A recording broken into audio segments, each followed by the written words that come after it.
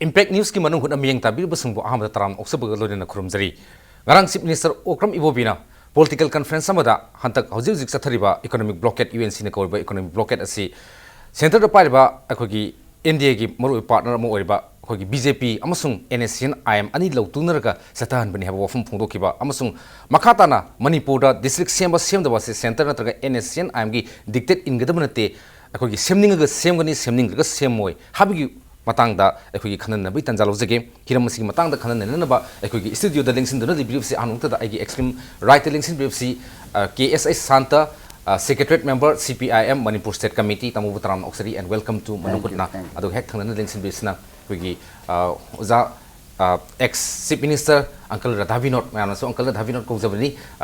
zabutaram oksari and welcome to Manung Hutna adu hek thangna lingsin briefsna oza RK Ranjan spokesperson BJP Manipur Pradesh oza butaram oksari ahan muktada akogi wafum si directly BJP de hit tobunina hoi ozaran janda hana laksarge hojik Chief Minister na haibi ki wafum si nahangai sathariba economic blockade si NSCN IM amsung akoi BJP na sathan bani haibi wafum makak yamna startling revelation amkak rang thuk pati matangda kari dek tobini masi state amagi Chief Minister haitare democratic country amada Chief Minister ngangoi dawa wangang ni haina ilojai yamna unparliamentary oiba aduga democratic system asigi tayona ba wangang ne na khoi lojai masigi dongta so khoi leibak sta leiru ni na Chief Minister bna ngang khoi khoi ikai ba phawi haiba tare aduga BJP ga NSCN IM ga kaidong da samna ba gi wafam su leite wari sana ba su leite sanai se central government ga ni NSCN IM ga tawri ba se adui mathakta sigi peace talk asidi Congress na pali de torom go port ni khoi di just moina torom do thuna speed up toroga peace kamai for kada ge habidu gi process ni adu da United Front na pairing de ha United Front na pairing United Front na pairing de gi na UP to na tro United Front na you Devegowara na goiram no adu matung de gi han ba peace negotiation ho rei ba follow bi di ayam Devegowara pilot Rajesh pilot ki matam de gi masi initiate to la khra 19 years more than 19 years ni adon si lak pani na akhoi gi di mamang gi sarkar chatharam bado madu kramai torga peace process te quicken toguni adu para da kamai peace te deliver toguni habidu gi togudani aduga district semning ga semgani semning raga tokani habise that is a very undemocratic voice na I love it maram di democratic system da live se sarkar ama sema ise people sarkar sikana na sema lokno peoples ki vote to na sema kone ba adur the people's na mandate pira kan the people na madungang oi di hairam mo hen khali sidi yamna magi leiba cabinet ta karida phajana khanaraga district kamai semni semoi kari gi dong ta sem doi noi sidi phajana government to na in depth studies tor kan da sem go poto koi political conference ma da pangang ngang bai se koi leibak si ijat so e na idi react to jaisu ozan si matang da okram ibo bisi minister na haibu potsi hana rasar ko unaba kanda noigi akogi kano si Sadai Hills district si semoi hana flip lauro lauto adurugadi yamna thuna akogi economic blockade se handu khangi habni aduna di mo se in con events oina work se jointly understanding am leina ga tobo male habi wafum duna maram orkanda ani si na maram orkanda economic blockade sin bani habigi wafum sin tarise matang zakari habini masi aidi madu tol tok nen lowe maram di officially and formally there is no evidence aduga ibo bina rajnate iramba chithi du di I get this copy also with me sida ma hairi sidi karimta subu haidi ne highway si kamai protect tongni gai si government ama sala ra government to adu bau khang dra gadi akarma makal gi administration na koi manipur do jik leiri se okay madra Chief Minister na my specific oiba kano do pandra so manipur gi ware khole ba se knowledge le mani manipur BJP Manipur Pradesh ki marketing tham ki na maram do le mani di khambi adu bo akoina laksani post masi Maharashtra oi magadi UP do magadi masi films lab the center na yam readily act to godabu gi mong am khaksu mayana thajane manipur center na already instructed ngasi gi local Delhi sing da phajana phong ne na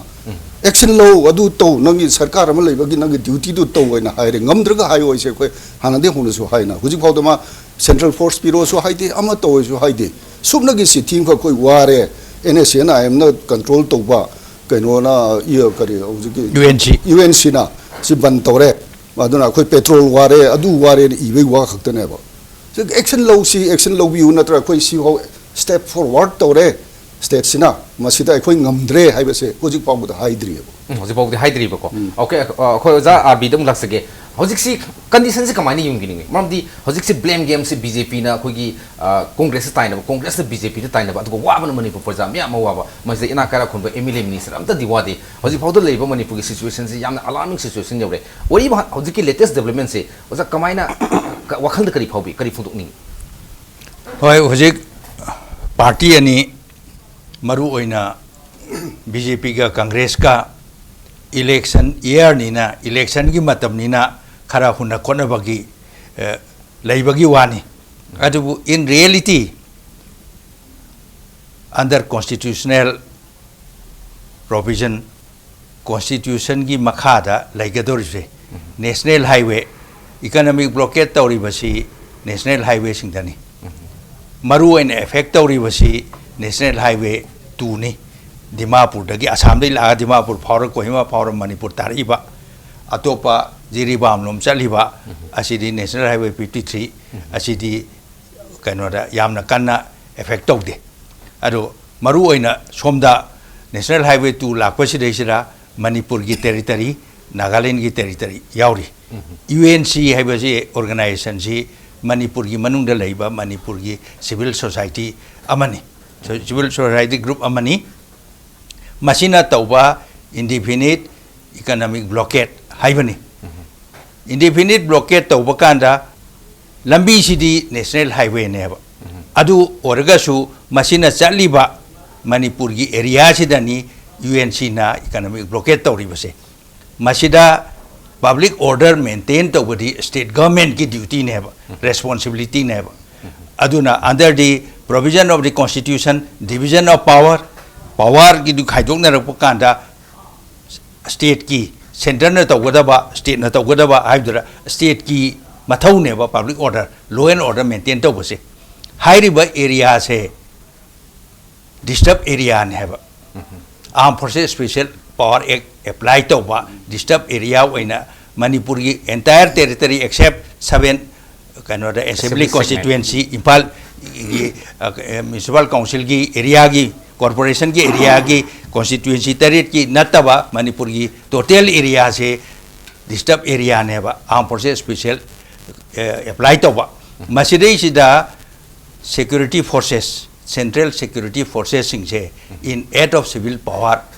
lairi bane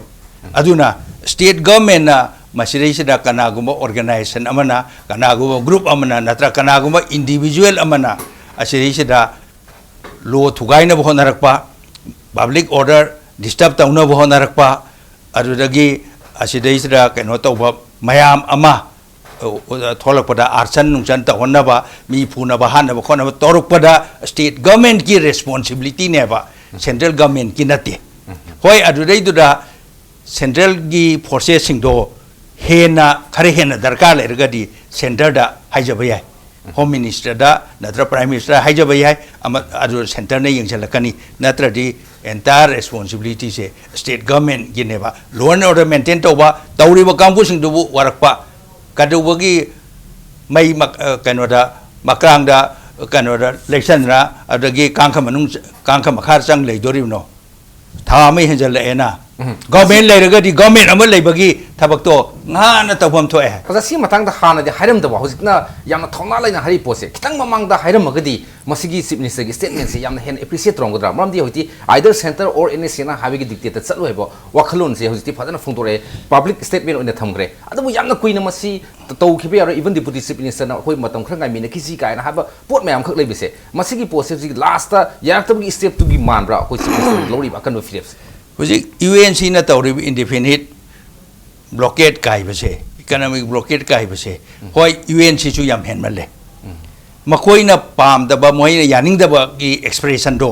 no ma tawra ba ba even kanoda blockade si yade ban si illegal ne na supreme court na ba hai grabani adu ya da ba do no ba tawra ba ai koi khanga se ba yenga se ba adu moina indefinite oina thamaga chatharak pa hojik moi December se laksuno ba hayeng loidore November December lakpa kanda moina kano tawdori se kanano moi gi target se moina di kano the government ne state government tawni hairi ibo bibu target na teba public neba support tawribse ado singi su tamgi su ado Christmas lakmo matam sida amuk hena singi praja singse wadori neba tribal sin raw singse moi hoji valley gi criticism da natana hojikti December lakpakan da di UNC se hill area gi public singi criticism chadori neba ado hoi UNC gi khara manung da leinaram bayai khonam bayai khon maya punamuna gi presumption ni khanabani UNC se NACN IM gi mouthpiece ni hena adu gi establish to bagi adu di kasul bari di kasul proof to leite haba proof leite haba puthok ngam de haba UNC se NACN IM gi kaino mouthpiece amani highway wadani front amani highway wadani madu NACN na sembani highway kari leige adua hoji NACN IM ga karoga BJP ga mandarga bantau ni ga haibdu di ngasai BJP ge spokesperson kan na so sidaranjan na so haibigre madu di hoi hai bai du ni election maya ni na pai hai bai du ni chief minister na hai bada madu di kai ngai ni hai gi du ni aduga tawgadaba duty di state government na tawham thokpado hoi khara matam khara reasonable oiba yengba yabadi yaina mari mamanga tara ma ko adu yengba ya adu matung da di kadori ge bam hoina hoji phawa asuyam kuirab je tha phajal abse why state government is sleeping okay atham ama phajal kadu mas da akoi state government act to revenue akoi manipur high court ki ruling sumu lei bidun manuna hena ngak lu lei sari akoi tamosan da sima tang da yam kuina sunai nabi ni lep yam critical analysis am to company tamosi matang da within film adagi congress lower western BJP na piri pu paukhum adagi manipur prajana leiba situations da tamogi meeting de kamai thambin ai gi miyeng di hanak se yam ngai akoi gi prime minister modi na demonetization to padagi ai je do sa ta da na ai paisa jam de lo thu ya da nai makha da le lai bok shi am phai kamai tau ge da luri di akoi yambung akoi gi uncle RB na haibi sina atopa maneba sarkar khakta da manipuri sarkar khakta da natraga BJP khakta da akoi gi sarjana jahari duneba center da yam kan yening ba adu su na taba aina tawri di masi interstate problem ma leirieba Nagaland sarkar aina uzai ke aina lambi sum lak pasi da makhalai akoi gi winger lai lak pasi da luri di khami bas akoi gi truck chami mukse masigi 340 Nagaland gi lambi da kham leieba Nagaland gi sarkar na moi lambi da sangaba matam masi kai da mu da unlawfully khamli no ba noi san kan lawri do no ba lambi da gari ma pona ba da kham thamun swaida thamo ba natraga koi ma thamo ba kai phawai do no ba makoi ju responsible loe ba dan gi sarkar nangi jali gi sarkar NDA ga samin partner ri moi NDA gi kan mo mani makoi jo moi ju responsible loe ba gari manipur sarkar khakta gi no ba ibo bi gi mafu do yare akoi manipur sing misagi makoi johung du kai do thami ge ba shiri interstate problem masjid kana intervention to center intervention to gadam ne ba makoi ju se ai na mapa ma ai sa ni khana dai sum yeng le de ai pa gi thabak tawri bra ne amna national highway sidi madugi hoi law and order gi matang da budi state ki lere manipur gi sarkar gi lere maru oi ba responsibility Nagaland gi lere mabdi gai sa mi mune bi sahum di makoi gi lambi da lei ne ba amna ai ni yengi di sigum matam masida akoi na bhar sarkar na tripartite to kadugi to ri kumai to si si adu unlawful ni moina to riba akoi economic blockade se ya de prithvi da khwai da gi akoi gi economic blockade to ri kai na da Cuba sina 1959 da akoi Batista gi sarkar da gi akoi mullakan da America na to ki economic blockade to madu ne ba aleba amaga to no si blockade si su sina akoi manung da leiba se akoi gi uncle na haibi duni akoi Nagagi organization je Manipur gi civil organization maneba CSO maneba makoi na tawbane ado masi honorable akoi gi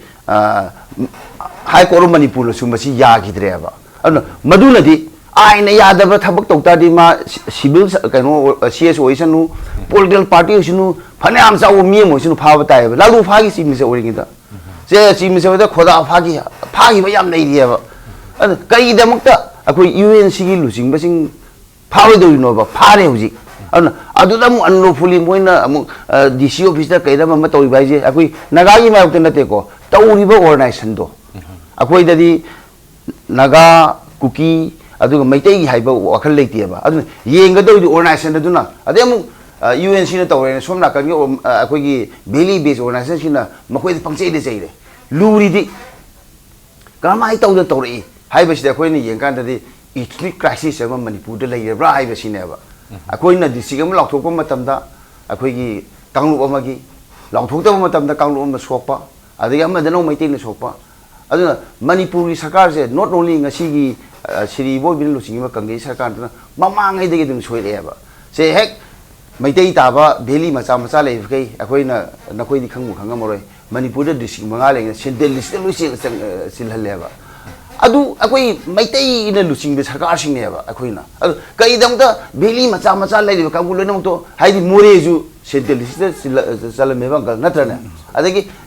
अदगी कइनो सुम चलले लोइनमसे Meitei centric ओइबा सिदने tribal सौरइसी अदुना tribal इसी नाउसिसु मखोइ underload movement दुदि सोइबा मखोइ सेटिमेंट दो कदाइ photo कदे खंगबा अदुना आइनि येंजरिदि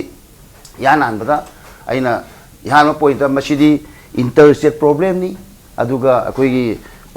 कइनोगी नागालैंड यावरे मणिपुर सरकार यावरे अदुगा भारत सरकार यावरे मोइजु responsibility नाथोप यारोय यामुंगना फना मारसु भारत सरकार हाइरे यारके हाइरक्तबसु इबानी खनरे बाबानन खामजि सुम हाइरुसु यापोते बादुना लोइनमसे ngasiगी मरोइना अखोइगी political अखोइगी से दान मसिदा याम सेनरी अदुगा बीजेपी की नलुसिम एनडीए सेनरी मणिपुर इबो बि सेनरी अदुना अखोइनी येंगबदि ट्रिपार्टाइट ओम तौबिरो मद फजनी याव अदु यूएनसी से मस आइन यादब ऑर्गेनाइजेशन ना मस आइन यादब लौथोक्सिरा नत्र कुमाई तौसिगे अदुना मखोइ कोर्ट की मथौनी अदुना मसिगी थबकता लखल कांदा अखोइ कुमाई तौदना हार्मोनी लेबे स्टेट अम ओहेंगदगे हाइसे अखोइना खनब मतम ओइरेबा अदुना अखोइना नेशन हाईवे कैजुअलिटी तो एबा अदु सोइसिना मसि ओइ मतमदा मणिपुर की प्रजासिंग मरुइना बेली दे तैरिबा तारिबा मैतै नागा कुकी अदि मुस्लिम नेपाल लोइना मसि सोइबा बेली पीपल मयाम हाइबिरे यस अदो होजिसि इशू सि मणिपुर नि इकोनॉमिक ब्लॉकेट तोइसे नागालैंड फॉर्स लगसु मणिपुर नि इकोनॉमिक ब्लॉकेट तोइसे अदुना ngसागी यस इंटरस्टेट की इशू ओरगसु मदु वन बाय वन स्टेप लाकपकांदा तपना तरगसु होजिकि इमीडिएट अटेंशन दि Manipur within the territory of Manipur ने दरकार ओइरिबसि मदु कन्नबने बा खोइना आइना हाइजैसे मदु कन्नबा दि नागालैंड सरकार जो रिस्पांसिबिलिटी लेरिबा मोई लंबिदा अखोई गाड़ी चहुम हेन लेरिबा खामजंदन अनलॉफुली अदु करी फाद्रिनोबा गाड़ी नो फार भई कराइ दुम थमगियाबा याद्राइबा नत्रगा मणिपुर सरकार की सिदा चाममु लेरिबा अदु फार थमबा याद्राइबा सेंटर सु से नो स्टेट अनि सि तौरी हाईवे द चतो ससि लोइना यादे गाड़ी एम लाम मतम द पुंग लेपे हाइदि गाड़ी अचौ अचौबा से मखोंग तरागा तरुक पानबा कुन पानबा याउरिबा अचौ अचौबा पाइप अखोई फुट मंगागी डायमीटर ओबगी याउरेबा मदु मयामदु तौ मतमद रोड शेप त याद्रेबा अदुना मसिददी नागालैंड सरकार मणिपुर सरकार अदु सेंट्रल गवर्नमेंट मथौ लेब तौबदबु अखोई मणिपुर चानबा थंगनबा इसेंशियल कमोडिटी गुमाइन फंगदगे दो अदुसु मणिपुर सरकार गा अदुन सेंटर की मथौ लेब स्टेट पिरेबा एफसीआई कइनोगी एफसीआई दगी पिरेबा चेंग म्यामजी सेंटर पिरोते क्राइदि नो मोइ ची नुकाई योरगे मोइ थिबम थोक्त्रो से अखोनी इंदि फंगदबा मणिपुर सरकार सु अखोई ची नुकाई योरगे थिबम खंगद्राइबा अदुन सिदी बीजेपी जु चेन बे यारोय कांग्रेस जु चेन बे यारोय इंडिविजुअल की नते आइन हाइसे जन अनिमसे they both are responsible for this problem okay याम नुंगाइ हौजि लेबा अखोई इकोनॉमिक ब्लॉकेट की इशू से बोथ सेंट्रल गवर्नमेंट अमसुंग स्टेट गवर्नमेंट पार्टी दा हगना बीजेपी अमसुंग कांग्रेस अनिमक तसिंगम दायित्व लै हेबो वफमनी लोइने लोइनेना तमसांतना अतोप एंगल अमा याम फजामा अखोगी नागालैंड मनुंग द 1/3 ऑफ द अखोगी ट्रक्स लोडेड ट्रक्स मयाम खाम लैसे कइदों त खामलिनो 3/4 ऑफ द कनो से टोटल ट्रक्स से खाम लैसे करी मथौ तौद्रिनो तौगदबनी स्वाइ मतंग लागद इंटरस्टेट की डिस्प्यूट लागदी सेंटर इंटरवेंशन लाकने हेबन सिंगबो वफम मयाम थमे दुगा प्रेजेंट प्रॉब्लम से हौजि प्रॉब्लम से both BJP and Congress government responsible ओ हैव वफम से थमजरगा ब्रेक मरुजगे ब्रेक की मतुंग द खोइ थुनजरके इम्पैक्ट न्यूज़ की मनुंग हुटना बियंग तादन लैबी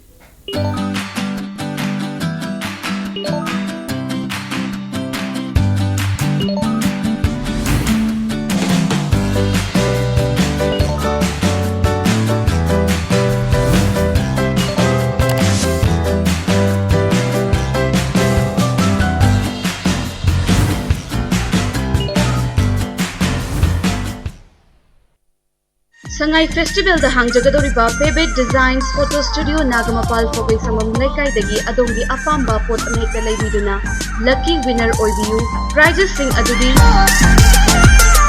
Miamgi Hena Kodong Java Yingjaraga Lupa Chamanga Amadi Listing Japigi Not Lobzagani Late Safe Sangai Come enjoy the Sangai Fest and please do buy products from Pebet Store.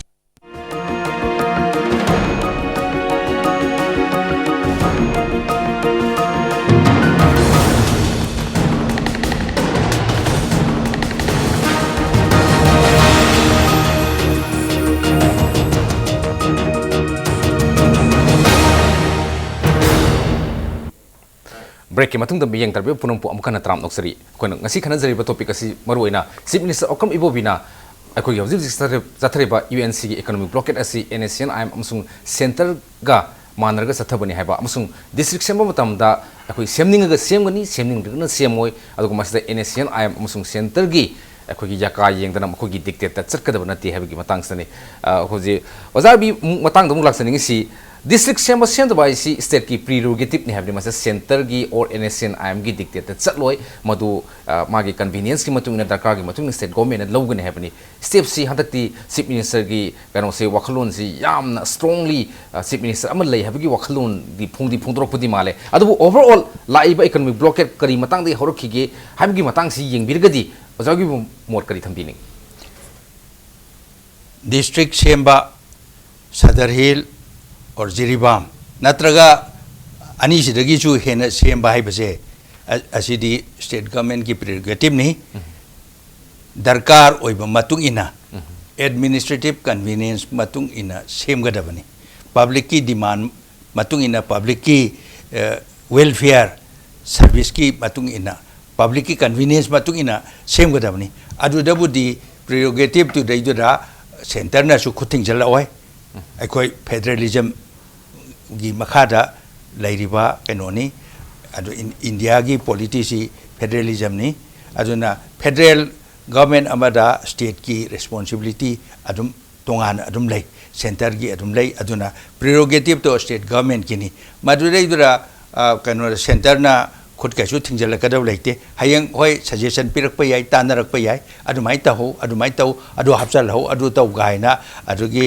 कनो ethnic line the चतनबा अदु यामना ngawai कनो गी state सेंबर कांदगा linguistic state सेंबर दा problem लाखिबा कोटकिबा अदुगुम मयाम लैरिबा history पुनमक्तु येंगा कांदा inconvenience थोक्तनबा कोना अवाबा तादनबा अदुगी suggestion guidance ना चिंगबदी centre ना पिरक पे याय अदुगा NSN IM ना खुद थिंजलकपदा लौरोय हाइदुदी अदुदी मसा ताबनी अंडरग्राउंड ग्रुप अमना NSN IM ओइसनु नत्रगा एनी KNA ओइसनु PLA प्रिपाक ओइसनु UNLA ओइसनु मोइगी हाइगदबदा मोइ कनो अंडरग्राउंड सिंगना नत्रगा इंसर्जेंट ग्रुप सिंगना थिंजलकपदा हाइजलकपदा मोइगी प्रेशर दा स्टेट गवर्नमेंट चलोय हाइदुदी मसाना दुम ताबनी इबो मी हाइद्रसो दुम चीफ मिनिस्टर ना हाइद्रसो दुम मसाना ताबनी अदुगा अदुगी प्रेरोगेटिव तो दिए अदुम लैगनी ओके ओजादो दे प्रेरोगेटिव ति स्टेट गवर्नमेंट द लैजरगदी होजिक्सी UNC ना हाइसी सदा हिल्स लाउथोक यारो हेबनी गवर्नमेंट दि लाउथोके ना खलुरे सब साबा अखोगी डिस्ट्रिक्ट लाउथोक पता यार हेबनी बोर्ड जिरिबाम अमसुंग सदा हिल्स लाउथोक यार हेबनी माना लेपम अब डिसीजन अदु डिक्टेट दि सटलोइ दे हाय अदु डिक्टेट सटपगुमनी लाउथोक ngam अदु दि गवर्नमेंट की स्टैंड से कायदे लेना लोबी हंडक की सिदा दि कनोदा अयाम्बा स्पेकुलेशन दंग हक्ता लैहि माले न खली गवर्नमेंट की कंक्रीट डिसीजन अमा कैबिनेट डिसीजन न सिंग लौरगा हंडक सिदा लाउथोगे हाइबगी स्टेप ति कैसु लैहिते अदुबा प्रिजम्पशन दा स्पेकुलेशन दा सनगिबनी लाइबक थिबदी मणिपुर ना श्रेष्ठा आइगांजो हाइजरमी कनागुंबा यामना हाई पावर कमिटी जज अमा रिटायर सुप्रीम कोर्ट नत्रगा हाई कोर्ट की जज अमनगा लीड तौरगा कमीशन अमगा सेमगा डिस्ट्रिक्ट सेमबगी जे फजना यंगजललगा कदाई हापा कदाई दे लौथोकपा असिना सिंगबा हयंग इथिंग लाइन दे सटकेदनबा हयंग कंप्लेन मयाम अमा लाकदबा इकोनॉमिक डेवलपमेंटल करी पर्सपेक्टिव ꯇꯣꯉꯥꯟꯕ ꯍꯤꯔꯝ ꯈꯨꯗꯤꯡꯃꯛꯇꯒꯤ ꯁ꯭ꯄꯦꯌꯔ ꯈꯨꯗꯤꯡꯃꯛꯇꯒꯤ ꯗꯤꯔꯦꯛꯁꯟ ꯈꯨꯗꯤꯡꯃꯛꯇꯒꯤ ꯑꯗꯨ ꯃꯤꯠ ꯇꯧꯅꯅꯕ ꯑꯗꯨ ꯌꯦꯡꯉꯝꯃꯒ ꯑꯗꯨꯒꯤ ꯕꯦꯁꯤꯁꯇꯨꯗꯒ ꯁꯦꯝꯃꯝꯃꯗꯤ ꯀꯝꯄ꯭ꯂꯦꯟꯁꯨ ꯂꯩꯔꯣꯏꯗꯕꯅꯤ ꯑꯗꯨꯒꯨꯝꯕ ꯕꯦꯁꯤꯁ ꯑꯃ ꯀꯃꯤꯁꯟꯒꯤ ꯔꯤꯄꯣꯔꯠ ꯑꯃ ꯀꯃꯤꯁꯟ ꯍꯥꯏꯒꯗ꯭ꯔꯥ ꯀꯃꯤꯇꯤ ꯍꯥꯏꯒꯗ꯭ꯔꯥ ꯑꯗꯣ ꯀꯃꯤꯁꯟꯅꯗꯤ ꯍꯦꯟꯅ ꯐꯩ ꯍꯦꯟꯅ ꯄꯥꯋꯔꯐꯨꯜ ꯑꯗꯨꯒꯨꯝꯕꯒ ꯇꯧꯔꯕꯒ ꯁꯦꯝꯃꯝꯃꯒꯗꯤ ꯀꯩꯅꯣꯗ ꯒꯚꯔꯟꯃꯦꯟꯇꯁꯨ ꯀꯩꯅꯣ ꯂꯩꯔꯣꯏꯗꯕꯅꯤ ꯃꯤꯆꯪ ꯃꯤꯈꯥꯏ ꯅꯥꯏ ꯍꯥꯏꯕꯒꯤ ꯀꯩꯅꯣ ꯂꯩꯔꯣꯏꯗꯕꯅꯤ ꯑꯗꯨꯕꯨ ꯍꯟꯗꯛꯀꯤ ꯃꯇꯥꯡꯁꯤꯗꯗꯤ ꯀꯩꯅꯣ ꯏꯕꯣꯕꯤꯅ ꯎꯈ꯭ꯔꯨꯜ ꯆꯠꯂꯨꯔ ꯃꯇꯨꯡꯗ ꯖꯤꯔꯤꯕꯥꯝ ꯆꯠꯄ ꯀꯥꯟꯁꯤꯗꯩꯁꯤꯗ ꯂꯥꯎꯊꯣꯛꯑꯒꯦ ꯖꯤꯔꯤꯒꯤ ꯗꯤꯁꯇ꯭ꯔꯤꯛ ꯂꯥꯎꯊꯣꯛꯑꯒꯦ ꯁꯗꯔ ꯍꯤꯜꯒꯤ ꯂꯥꯎꯊꯣꯛꯑꯒꯦ ꯍꯥꯏꯕꯒꯥꯛꯇꯨꯗꯤ ꯃꯣꯏ ꯗꯦꯐꯤꯅꯤꯇꯤꯚ ꯑꯣꯏꯕ ꯗꯤꯁꯤꯁꯟꯗꯤ ꯂꯩꯈꯤꯗ ꯃꯥꯜꯂꯦ ꯀꯔꯤꯒꯤꯅꯣ ꯍꯥꯏꯕꯨ ꯍꯧꯖꯤꯛ ꯏꯂꯦꯛꯁꯟ ꯃꯌꯥꯅꯤꯅ ꯑꯗꯨꯅ ꯀꯣꯡꯒ꯭ꯔꯦꯁꯀꯤ ꯀꯩꯅꯣꯗ ꯅꯥꯒꯥ ꯀꯦꯟꯗꯤꯗꯦꯠꯁꯤꯡꯗ ꯀꯌꯥꯝ ꯀꯥꯟꯅꯒꯗꯕ ꯀꯌꯥꯝ ꯁꯣꯛꯀꯗꯕ ꯀꯨꯀꯤꯒꯤꯗ ꯀꯌꯥꯝ ꯁꯣꯛꯀꯗꯕ ꯃꯩꯇꯩꯒꯤꯗ ꯀꯌꯥꯝ ꯁꯣꯛꯀꯗꯕ ꯀꯥꯟꯅꯒꯗꯕ ꯑꯁꯤꯅꯆꯤꯡꯕ ꯑꯦꯡꯒꯜ ꯄꯨꯝꯅꯃꯛꯇꯨ ꯌꯦꯡꯕ ꯇꯥꯕꯅꯤꯅ ꯌꯥꯝꯅ ꯑꯣꯄꯣꯔꯆꯨꯟ ꯇꯥꯏꯝ ꯑꯣꯏꯔꯝꯗꯕꯁꯨ ꯌꯥꯏ ओके ओजादुबु ngасagi जिरीबामना सुमा लाफाकन लाउथोकनी हैबगी याम अवांग थाजब म कॉन्फिडेंस लेरंबा दगे सोंदसु इवन प्लेक कसी को युंगम हैबगी पोसम खलब मासे मेयर एज्यूमसन ददी प्रिजुमसन ददी हेक्टर लाउथोकनी हैबगी पोसिमा दि यादबनिना समथिंग करिब खरा बनुंग द क्लू खरा फिलर खरा थाबनी खंगदे इंगे खरदी पिरंगदो मानब्रा कमाइतो गवर्नमेंट की अदुगुंबा यामना अचौबा पॉलिसी डिसीजन लौरप कांददी मासी असिगुंबा हिरम सिंगसी कैबिनेट थमगा कैबिनेट की डिसीजन का लेगदबनी से minister मतोमदना dictator दनो तबुदी यारोय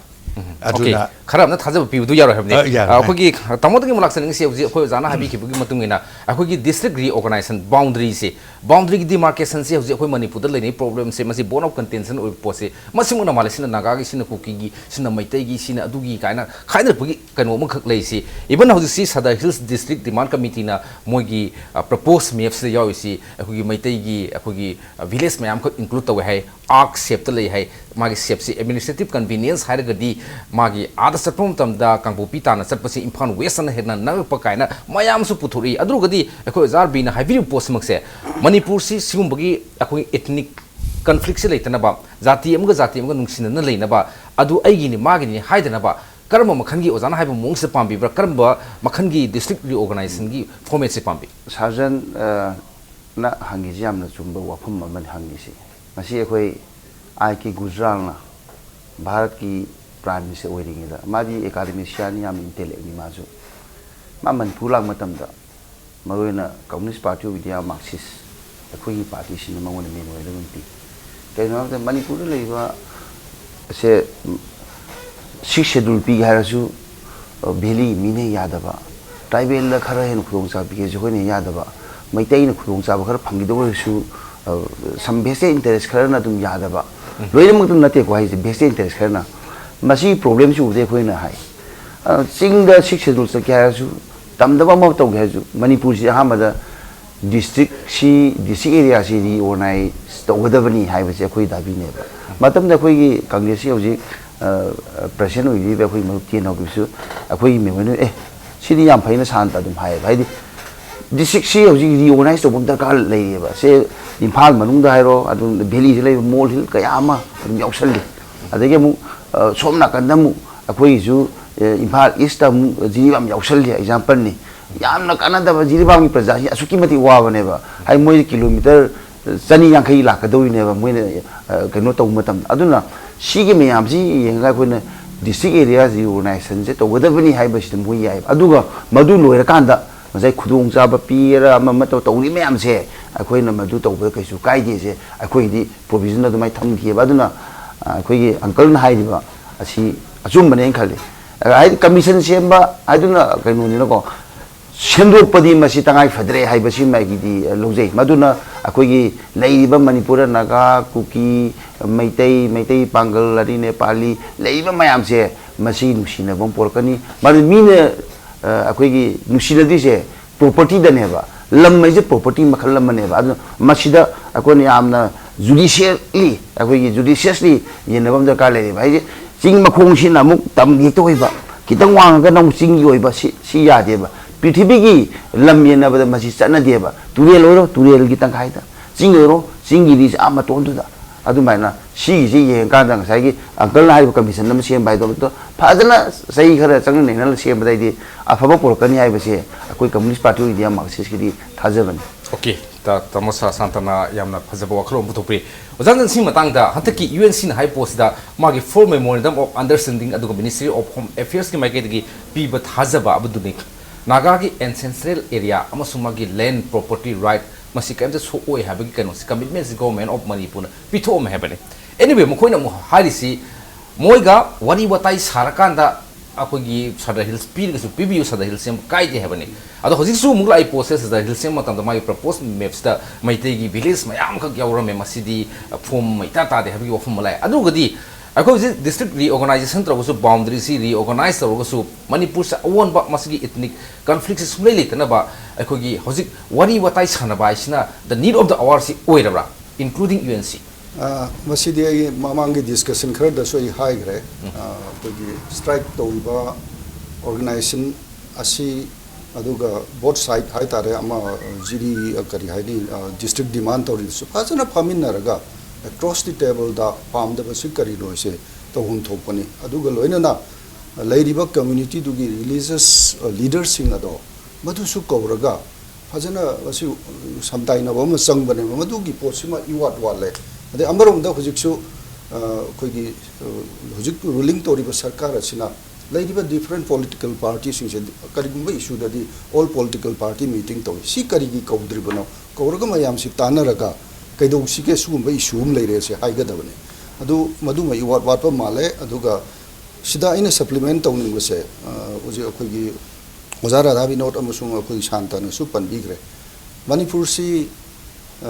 total district reorganization ama si darkar oi masi commission ama sembiraga idi phajana ta hunjani karamba condition da tawgadage di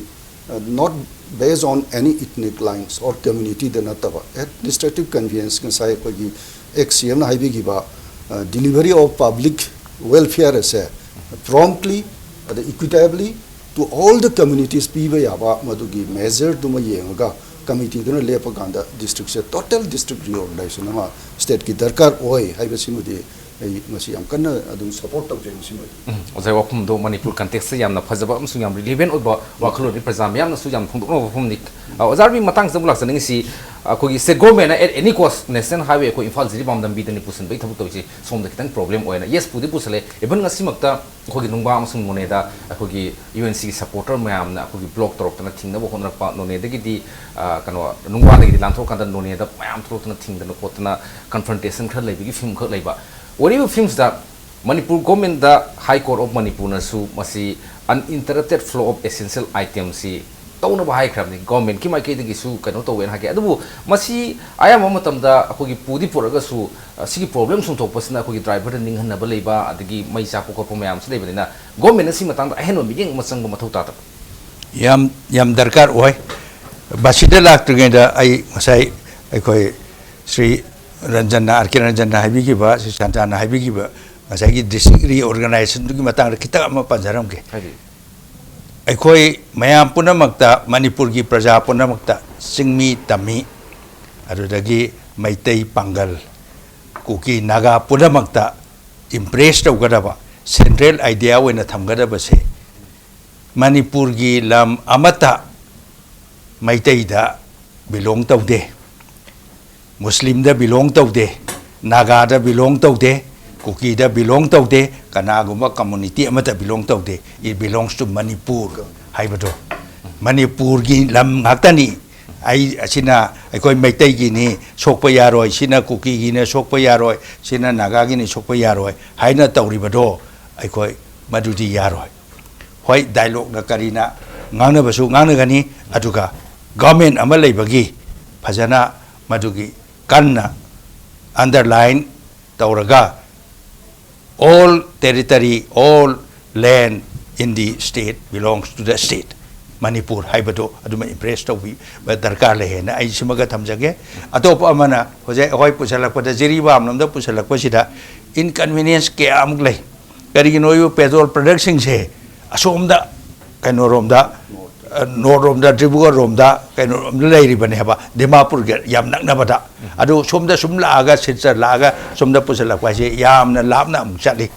Adodagi, item Karabudi Swida, Silzarda Karida, Kara Karapambaya, Ayimatam Dasu, Asoba ꯀꯩꯅꯣꯒꯤ FCI ꯒꯣꯗꯥꯎꯟꯒ ꯁꯥꯟꯅꯅꯕ ꯇꯧꯔꯝꯃꯦꯕ Silchar ꯃꯅꯥꯛꯇ ꯑꯁꯥꯝꯗ ꯑꯗꯨꯗꯒꯤ ꯄꯦꯇ꯭ꯔꯣꯜꯒꯤ product ꯃꯌꯥꯝꯁꯤꯡꯁꯦ ꯁꯣꯝꯗ ꯇꯧꯗ꯭ꯔꯒꯁꯨ ꯀꯩꯅꯣꯗ ꯁꯣꯝꯗꯒꯤ ꯖꯤꯔꯤꯒ ꯅꯛꯅꯕꯁꯤ ꯇꯧꯔꯒꯤ ꯍꯧꯖꯤꯛ ꯖꯤꯔꯤꯗꯒꯤ ꯇꯧꯐꯨꯜ ꯐꯥꯎꯕ ꯂꯥꯛꯏꯕ ꯇꯧꯐꯨꯜꯗꯒꯤ ꯏꯝꯐꯥꯜ ꯂꯥꯛꯑꯒ ꯃꯣꯔꯦ ꯆꯠꯀꯗꯕ ꯔꯦꯜ ꯂꯥꯏꯟꯁꯦ ꯍꯥꯟꯅ ꯀꯗꯥꯏꯗ ꯀꯩꯅꯣ ꯇꯧꯔꯝꯃꯤ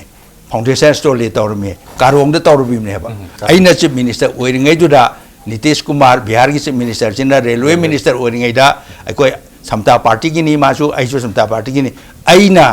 ꯃꯉꯣꯟꯗ ꯍꯥꯏꯔꯒ ꯄ꯭ꯂꯥꯅꯤꯡ ꯀꯃꯤꯁꯟꯗ ꯍꯥꯏꯔ ꯃꯇꯨꯡꯗ ꯁꯣꯝꯗ ꯖꯤꯔꯤꯔꯣꯝꯗ ꯑꯩ ꯄꯣꯔꯛꯑꯝꯕꯅꯦꯕ ꯀꯔꯤꯒꯤ ꯅꯣꯏꯕꯨ ꯁꯣꯝꯒꯤ ꯃꯌꯥꯝ ꯀꯥꯔꯕꯤ ꯑꯪꯂꯣꯒꯤ ꯗꯤꯐꯤꯀꯜꯇꯤꯁ ꯅꯥꯒꯥꯒꯤ ꯗꯤꯐꯤꯀꯜꯇꯤꯁ ꯃꯌꯥꯝꯁꯤ ꯀꯣꯛꯅꯕ ꯑꯩꯈꯣꯏꯒꯤ ꯏꯔꯝꯗꯝꯗ ꯖꯤꯔꯤꯕꯥꯝꯁꯤꯗ ꯔꯦꯜꯋꯦ ꯂꯩꯖꯔꯕꯁꯤꯗ ꯑꯗꯨꯗꯒꯤ ꯇꯧꯔꯒꯗꯤ ꯐꯅꯤ ꯍꯥꯏꯅ ꯑꯗꯣꯝꯗ ꯄꯣꯔꯛꯑꯝꯃꯤꯕꯅꯤ ꯑꯗꯨꯒ ꯂꯣꯏꯅꯅ ꯇ꯭ꯔꯥꯟꯁ ꯑꯦꯁꯤꯌꯥꯟ ꯔꯦꯜꯋꯦꯒ ꯍꯌꯦꯡ ꯍꯧꯖꯤꯛ ꯂꯨꯛ ꯏꯁ ꯄꯣꯂꯤꯁꯤ ꯑꯦꯛ ꯏꯁ ꯄꯣꯂꯤꯁꯤꯗꯨ ꯂꯥꯛꯄ ꯀꯥꯟꯗ ꯇ꯭ꯔꯥꯟꯁ ꯑꯦꯁꯤꯌꯥꯟ ꯔꯦꯜꯋꯦꯒ ꯁꯝꯅꯈꯤꯅꯕ ꯑꯗꯨꯒꯤ ꯈꯨꯗꯣꯡꯆꯥꯕ ꯍꯦꯟꯅꯦꯅ ꯑꯩꯅ ꯁꯣꯝꯗ ꯁꯤꯞ ꯇꯧꯔꯝꯕꯅꯦꯕ ꯏꯟ ꯃꯥꯏ ꯁꯣꯔꯠ ꯀꯩꯅꯣꯗ duration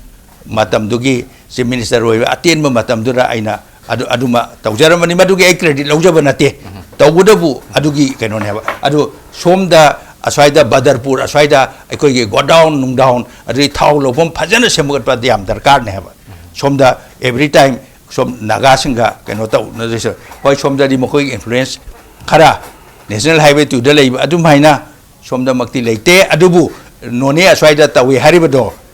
tawsuno taurakani moijo taurimnina ami moigi leader thadu khoto gai taurimnina tauriba praja sing dusu kainoda kangbu sing do punamak naga punamak taubunate kuki punamak taubunate atai punamak community punamak taubunate kharadana interested kangbu kharadana taubuni madu gi face taunabadi government haiba ama lairibanina aduna face tawata abne ba at any cost aduna chaina kana hairamijo sham dam danda veda danda chalai ba darkar lai ba kana danda chalai tare ha veda intok pa keno to kana tawra sham justice to darkar lai ba kana justice tawraga haira kholaga to tare aduna hoi wari saba darkar ni adubu hujiki mayam gi public ki keno pusalai ba duda tawrim sing dudi government amoina aikoi face to bane haba Okay, tasanta si matang da hojiki hoi manipur ring asagi protest tawre kha kwanda smayam si tawga di nongoi ka puba ya banate phuru ba ya banate kai na haipet haiba mayam ka sulai situation gi matung ina adu gadi simba situation di thok thok ani mramdi united naga council gi magi commitments yam na chesan gre se magi until and unless makogi gano si tawdri faudi moi handu he wafum se lai ramne at any cost tawrani hoi no ne du gaidon kamai gi birthplace ni aduna sukrai helam budi ai adu somda su ekon yam tarai ne hekta kano to budia da bumle the matang sarkar gi se khoi jana bi bo fum simak support of bining bra tamasanta gi meeting di kari strategy pe khadani wasai gi lambi da pusalakado ba khoi essential commodity sing aduga economic ki oiba magi material pusal ko mata thingi dudi adu magi matik chaba punishment dudi khoi sarkar na lokhol patare dana haidi ma manipur sarkar na lokhol paije mafam juda khoi gi dc le makhoi district minister leiri makhoi na tokhlaga madu action lokol pataeba aduna tananga sagi UNC na tawrodi masi action loba nuaite adagi nagi UCM na tawrodi lobu nuaite amuko tawri nuaite MSU tawri nuaite adu political parties na tawri lekholo haibasi manipur je democratization tawbam su darkar leieba akhoi party na natra ka nago party khana side phamge na permission taw matam ko nimi tarani akhoi chang ma tan ba darkar leieba kalu matam na phangdena taw yawe akhoi na aduna makhoi athai ba civil CSO sing ji yam lai na adum phange ba aduna manipur sarkar si ibo bi sarkar na mamang de le masi ju CSO sing yam ne khudong ja pi badagi sum akhoi gi naw jaw hidana aduni kirakta baije akhoi tawrodi aduna ne gaidon na akhoi magi information secretary ga no phi de salai ba kholai ba akhoi gi kaino intelligence kaino pura collapse horai ba aduna CSO sing du ki banate CSO gi maning da lepi ba vote sing du ki ba government na aduna nga sai uncle na bi ki do ene se na nga nga sai CSO akhoi gi mari leine se establish to bungam adu kadu ki do no ba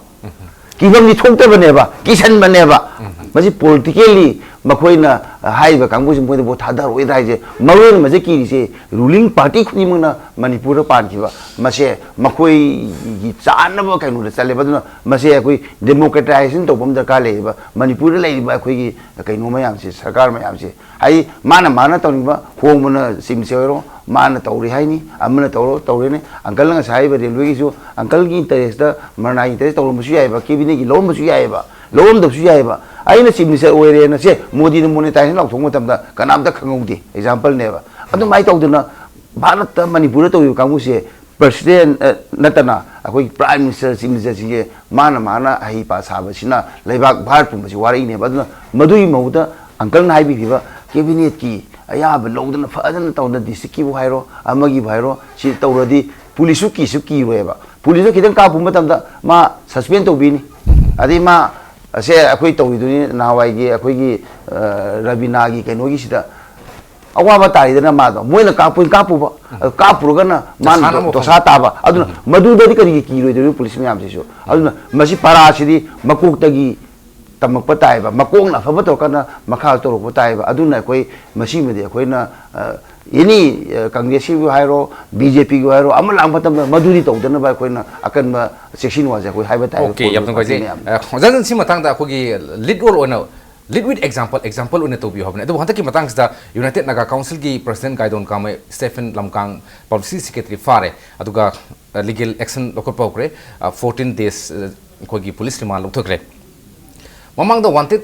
take lauthokre UN sida adubu karim su tau kide pha kide simba mayam sinna ko gi naw saw dana sum tawba yagani bi poram ka hantak si kitang madu gi break ma dilak male adubu hoji akoi just tamosan tan habi ki ban taw dana masgi pot si tungda leitana ba ko gi tamosan tan di posakra di thambi kare kari di paikhana ni gi tungda di simba sumai leitana ba akoi na panbe yawse all the kari hani experience le raba political scientists amasung practical politicians in sumaina ma hayo when the CSO is rise, the government is weak. Government do not weak where the CSO is wankalakan have never. CSO wankalaka means government is very weak. Too weak. Adana masi kiti democratic system dal democracy dal ibanina prajana mandate pira kara imna sarkar do mahweda ko gi praja ki shakti me mo the law in sinner me du shakti sing do sinner ga leibak sin nungai halu irang thon ganu asigi potane do haitraga da to patare na singai ko na democratically high bata ngadi chini jiglai se aduna kaino da so central government so already instruct to grabani kudam oina masi paper da form grabani leiriba central and paramilitary forcing do madu da state government instruction piraga free flow of essential commodities well adu babu to ngam dragadi Armed Forces Special Power Act apply to Ribaneba Adui Makada can say Armed Forces sing in aid of civil administration season Neba under the Supreme Court High Grade okay yam ngai se ho jan jan gi sarkar madu leitre ka no magi mathau to dra yam na week orga leira no habani yam phaje ko jar bigi gi mota di mu kai thambi ngi sim tang da ko sim kan problem sa mo na thok ta no kan da ko da paikhat pa ba to ga ba ya ma se kari no habda ko jan jan gi di yam week orga di to habani leira no habani oja gi di ai Manipur gi history ang ta ning sang si Manipur si singtam ani na pulaga Manipur kauri bani hana su kaurami hujik su kauri bani tamda Manipur gi ningtau palami aduna sing tampuna maksi rule taurami bani kanu hai tauna Manipur gi ningtau singna singtam ani se punna intake oina masigi integrity unity se kan hai maintain tau ngamami lal haurai singda yam lal haurai irang taurai ningtau expedition chatlaga namtharim phadarim ni ko dialogue su season nai force su season nai matang gi adumai tawdana Manipur gi integrity maintain tawrami me ba ngasi di kainoda NSA na tawai aikoi dictate tawai yaro haigani aduna tawai yaro haigani where is adu yengna ki na leire state government na tawfam thopa magi duty di tawdre ba adu tawdabduna somjalaktana CSO civil society organization UNC de nate any other organization even valley organization singju चाउ चाउ तौदना मखोई की मतुंग the लेपि मीसिंग दो उरगा mummy Singh उद कीदना government दो ममई मक्रांग loan ले रहे बा अदुना दी that is not governance okay याम फजे गवर्नेंस लाइक तबगिनी हमने तसांता अरो बोन खजन सी होय इम्फाल दि खोय एलपी की इशू गुंबा दगी अफस्पा की मयक त होगबा इशू सिंग द याम चावबा खोगी अपराइजिंग सी एक्ट अरो बिद लेक कांदा मणिपुर सरकार मागी होम डिपार्टमेंट की मखा दले सिक्योरिटी फोर्स मैम सी पूरा सिन कांदा एक्ट काव थिनबा खोगी मधु कंट्रोल तब डिस्पर्स तब नमधनब अदुकी मतिक लागना अदु सिंग द हेक तोरगदी हेसोंग द पोट अमु लैसे मणिपुर गवर्नमेंट की मखा दले लेबने मसिगी पोट सी लैरिसिंग मरम सी करी असोबदैनो अदुग मसिगी सी सिंगदंग मकांददी अखोगी सिंब प्रॉब्लम सी लोइना गवर्नमेंट टेकल तबंग मकद मधु नत्ती आइना उरिदि चिंगदसु तमदसु तौइबसे मूवमेंट ना तला खांदा सुम तोखिबो गाक्तनेबा भेरी द तौइबो मूवमेंट मयाम दो मणिपुर सरकार टेकल तौबा हिदना तोखिबो नतेबा चोक्थरा खांदा प्रजाना अमा मतौका मसांतन तोखिबो अदु ngai सरकार से अफब सरकार नतेबा अदुगुंबदुदि ngai रोदोबनी आइन से मधु फजने हिंगनगदौनी हाइबसे आइगी वाफमने याम नुंगाजे हौजिक सथरिबा इकोनॉमिक ब्लॉकेज की मतंग द चीफ मिनिस्टर ना लेटेस्ट ओइन पीखिबा कमेंट मसुंग मधुगी मनुंग द करी वाहन थोक लै मधुगी रेमिफिकेशन मसुंग मसना मणिपुर मियाम मसुंग मणिपुर प्रजादा करम मखल की खोंथांग थांगकनी मसुंग तसिंगनम इकोनॉमिक ब्लॉकेज सोल्यूशन बगी तंजा योरबरा हाइबन सिंग बगी मतंग द खनब कांदा ngasi saruk abriba tamusanta secretariat member CPIM Manipur State Committee akogi oza RB Koizam former chief minister adagi अखोगी ओजार केरंजन स्पोक्सपर्सन बीजेपी मणिपुर प्रदेश अहुमबो अमुकना थागस फोंदोसरी लोइना लोइना ngasi मिडियम ताब्रिबो पुनमकी मफमदगी कादिनबा याथनि सरी